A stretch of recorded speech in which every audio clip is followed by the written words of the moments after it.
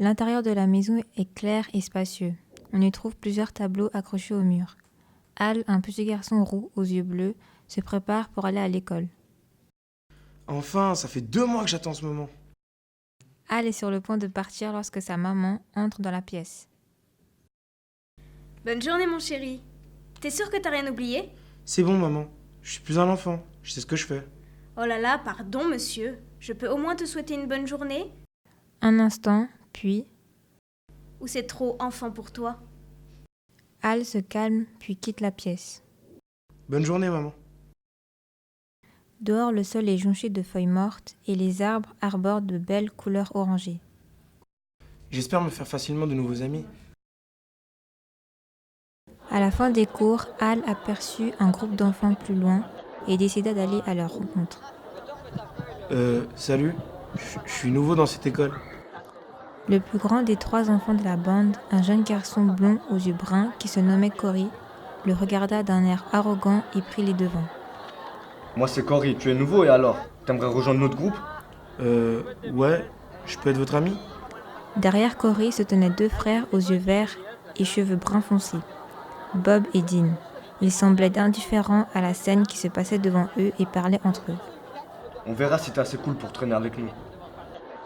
Al s'en alla en souriant et reprit le chemin de la maison.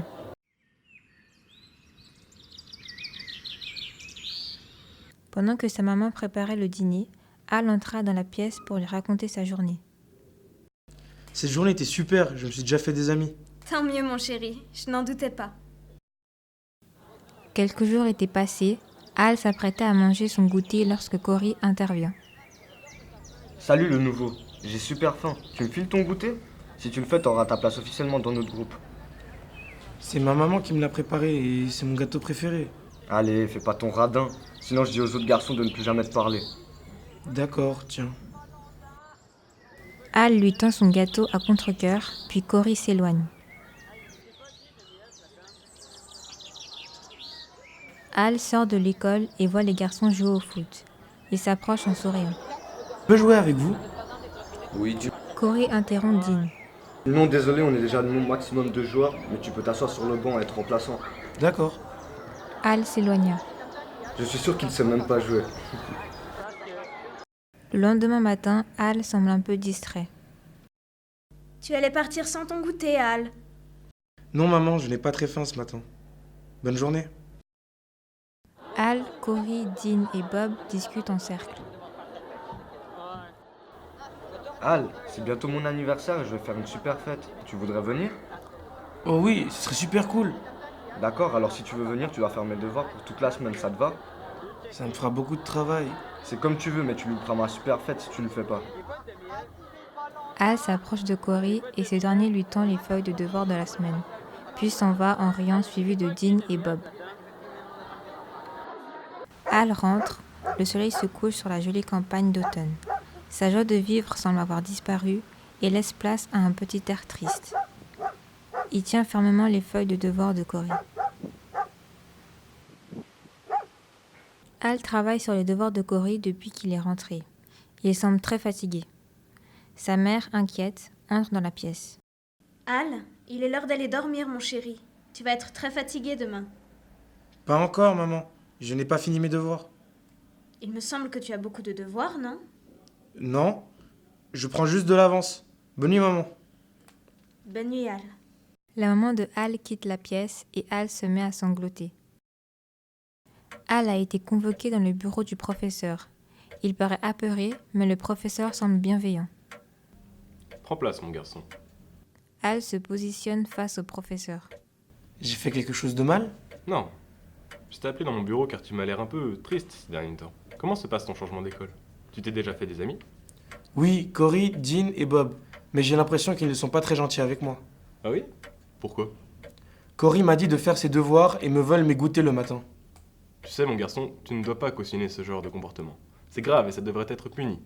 Éloigne-toi d'eux et fais-toi d'autres amis. Si Cory continue, reviens me voir. Merci. Al quitte la pièce en souriant. Au loin, le groupe de Cory aperçoit Al et 2 autres garçons jouer au foot. Ils ont l'air de s'amuser et rient tous ensemble. Regardez, ils ont l'air de beaucoup s'amuser, non? Non, c'est des gamins. On est trop grands pour jouer au foot. J'aimerais bien aller jouer avec eux, moi. Tu veux rejoindre ces nuls? Très bien, vas-y. De toute façon, j'ai pas besoin de toi.